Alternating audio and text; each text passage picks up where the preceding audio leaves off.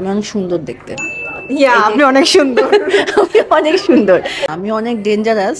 আমাকে কেউ টাচ করলে আমি তাকে ছিঁড়ে ফেলি পুরা।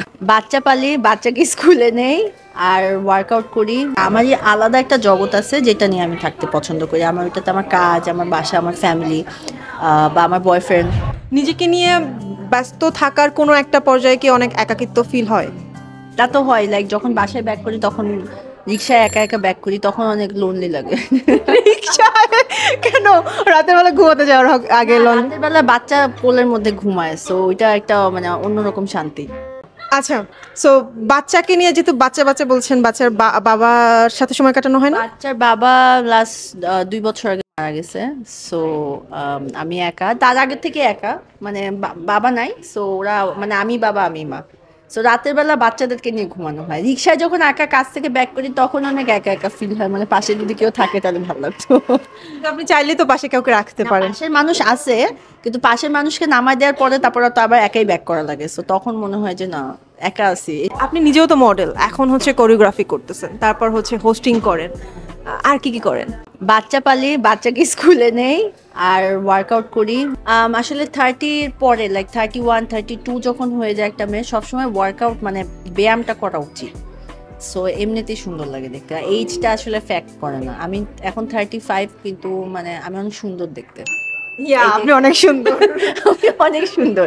আপনাকে যেভাবে দেখা যায়, হৃদি আপুকে সবসময় দেখলেই মনে হয় একটা শান্ত শিষ্ট মানুষ। মোটেও শান্ত না, আমি অনেক ডেঞ্জারাস। মানে লাস্ট 5 বছর পরে ব্যাক করার পর অনেক ঠান্ডা থাকি, বাট আমার অ্যাঙ্গার ইস্যুস, লাইক আগে যখন কাজ করতাম অনেক অ্যাঙ্গার ইস্যুস আছে। আমাকে কেউ টাচ করলে আমি তাকে ছিঁড়ে ফেলি পুরা।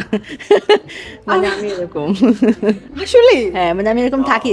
সবসময় মনে রাখবে, যারা বেশি ঠান্ডা তাদের মধ্যেই প্রবলেম আছে। তারা মোটেও ঠান্ডা না, ঠান্ডা থাকে, বাট তাদেরকে যদি রাগায় দেয় তাহলে তাদের মানে আশেপাশে মানুষের খবর আছে। আমার একদমই মনে হয় না আপনি রাগী, প্লিজ। আপনারা সবসময় দেখলে মনে হয় আপনি শান্তশিষ্ট, এবং আপনি এটাও বলছিলেন একটু আগে যে আমি সেলিব্রিটি না। এটা কেন বলছেন? অ্যাকচুয়ালি মানে লাইক আমার ইন্টারভিউ কেন নিবা? যারা ভাইরাল তাদেরটাই নিবা, জানলে তোমাদের ভিউ বাড়বে। আমারটা নিলে তো ভিউ হবে না। কিন্তু আপনি তো আর্টিস্ট। হ্যাঁ, আমি আর্টিস্ট, বাট আমাদের এই জেনারেশনে আসলে আর্টিস্টের অতটা মূল্যায়ন করা হয় না।